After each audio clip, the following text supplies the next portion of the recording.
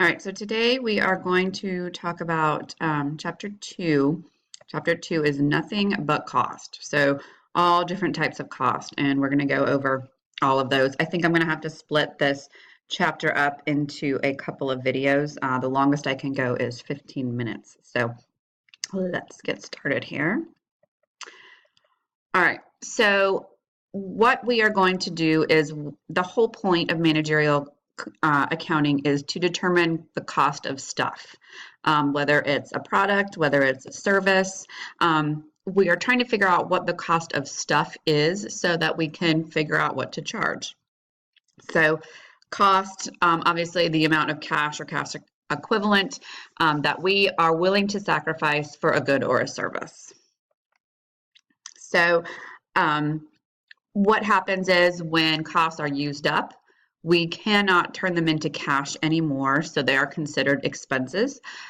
Then they now go from the balance sheet to the income statement. Accumulating costs, for example, it's the way that the costs are measured and recorded. So phone bill, it goes, once you get the phone bill, it's accounts payable until you actually pay it. Once you pay it, then it becomes phone expense, and it goes from the balance sheet to the income statement once it's paid. So one of the things that we're going to do in managerial accounting is we're going to go ahead and assign cost, and we assign cost to things again so we can figure out how much they cost. It's not a perfect science, so the best we can do is assign cost the best way we can. So we are going to find a cost object, and we'll talk about a cost object in a minute, and then we are going to figure out how that supports a particular product or a particular service that we do. Cost object is any item, any product, any service for which costs are measured. So we're going to have to assign a cost to any sort of product, any sort of service, so that we can figure out how much that product or that service costs. And when I say any cost, anything that we pay for in this business, whether it's the materials we use, the labor that we use, the electricity that we use, even if it's not for making that product. We still have costs that are involved that have nothing to do with the product, but we wouldn't be incurring any of these costs if we weren't making the product. So we're still going to have to assign those costs to this product. And I guess I look at it as this product is a big pie, and every cost that we incur in the business is a little slice of that product, of that pie.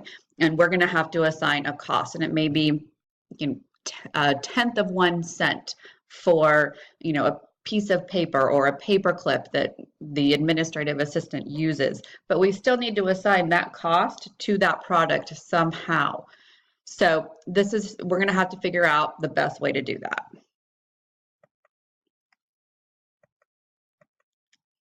So direct costs are the easy ones. Those are the ones that we can easily trace to whatever it is we're making. So if we're making a bicycle, it's going to be the tires, it's going to be the bicycle seat, it's going to be the horn that we use. It's those items that are super easy to trace. We know how many we're using per product, and we know the cost. So we don't have to worry about how we're going to allocate a cost. Easy to trace. Indirect costs are those costs that cannot easily be traced. So if we're making a bicycle, it may be the electricity. We don't know how much electricity it takes to make a bicycle. Could we figure it out? Maybe. Is it cost effective to figure it out? No, it is not cost effective to figure it out.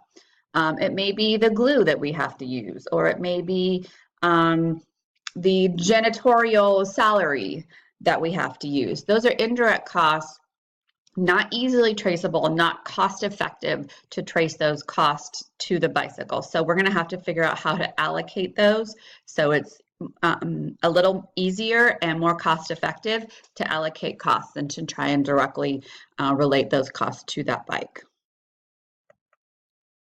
Object costing, direct and indirect costs occur in service as well. So we're going to have to figure out how to do that.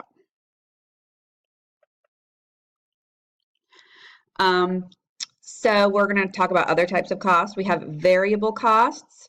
Variable costs are those costs, if you think about a variable cost, the best way that I can think about it is if you made 0 of your products, you would have 0 variable costs. So for example, if you're making bicycles, a tire, if you made no bicycles, you would have no cost of tires.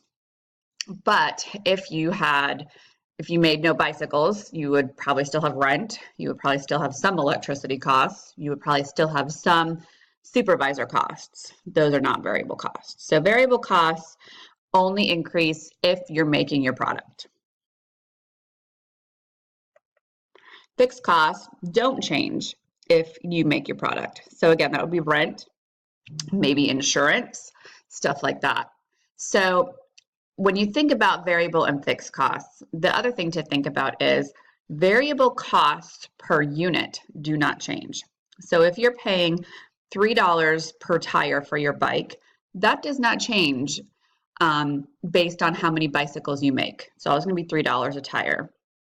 However, if you have rent and your rent is $1,000 and you make 1 bicycle, your rent is going to be $1,000 per bike. If you make 1,000 bikes this month, your rent is going to be $1 per bike. So your fixed cost is going to change based on how many you make, but your fixed cost is not going to change. Your fixed cost is going to change per unit, but it's not going to change based on how many you make. Opportunity cost is the benefit of giving up or sacrificing when one alternative is chosen over another. The book always gives the example of going to school versus working full-time. So you're giving up the opportunity of a full-time salary if you decide to go to school full-time and not work. That's an opportunity cost. Product cost. These are the goods that we convert raw materials through. So you're making a product. So that's what's considered a product cost. Service costs is you're providing a service. So you're going to have a service cost. So service, I think it's kind of funny. They say services are intangible. So that means that you can't pick up and hold the service. They're perishable. You can't put a service into your warehouse and use it later. And they require direct contact between providers and buyers. Not necessarily anymore. You can buy things over the internet. You can not really have any contact with a service, but typically it does require contact between buyers and sellers. All right, so managerial accountants must decide what type of information to provide to managers and how to measure it and when and whom to communicate the information. I think that's pretty straightforward. So we'll rely on managerial accounting information that is prepared and provides the best analysis. Okay, again, I think that's just pretty straightforward. Okay. So if we are going to prepare something for the outside world, we do need to follow generally accepted accounting principles. Typically, this only comes into effect when we are preparing maybe inventory information, things like that. So usually when we're preparing something for internal managers and stuff like that, we don't need to worry about it. But when we're preparing something for the financial statements, that's when we need to worry about following the GAAP rules. Okay, so let's talk about product costs, both direct and indirect, but it's only in the production of a product. So it's going to be direct materials, indirect materials, direct labor. That's going to be your product cost. So inventoried product costs are first added to at inventory and remain in inventory until sold. And then they become a cost of goods sold.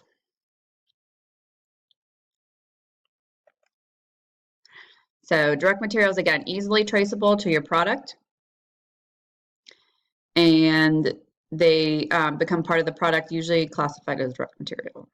Okay, Direct labor. So direct labor is labor that is easily traceable, again, to your product. So it's going to be those people that are working on your product.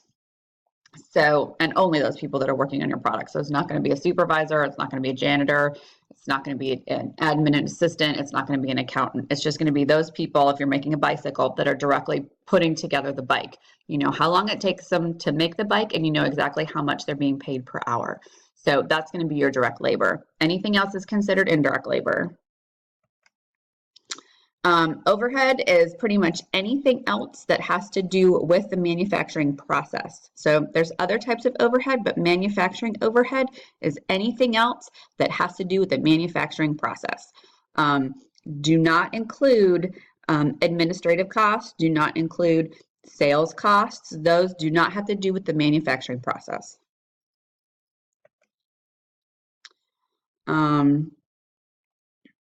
And here are some depreciation, janitorial, maintenance, labor, plant supervision.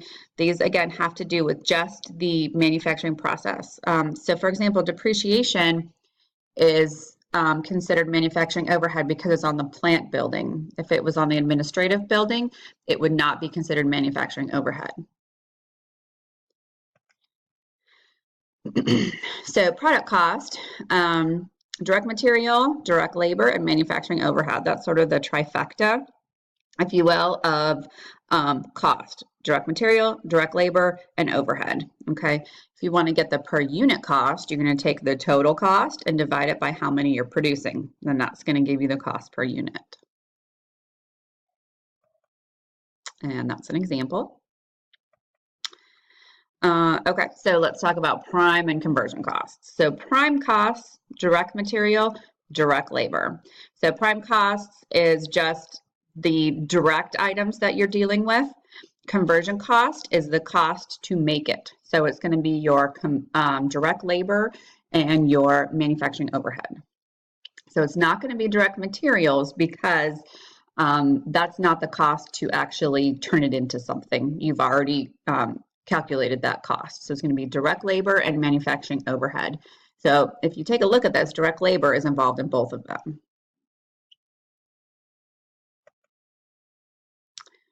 All right. Here are a couple examples.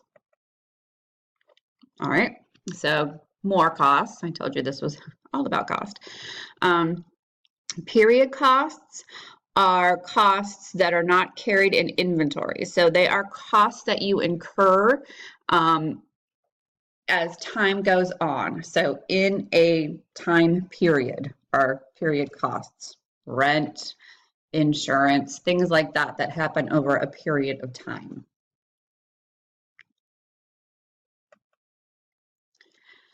Office supplies, development activities, things like that.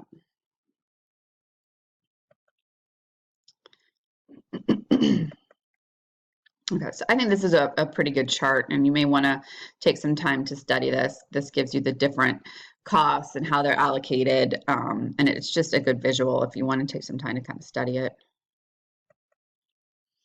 So these are the other costs that are not associated directly with the manufacturing process: selling costs and administrative costs.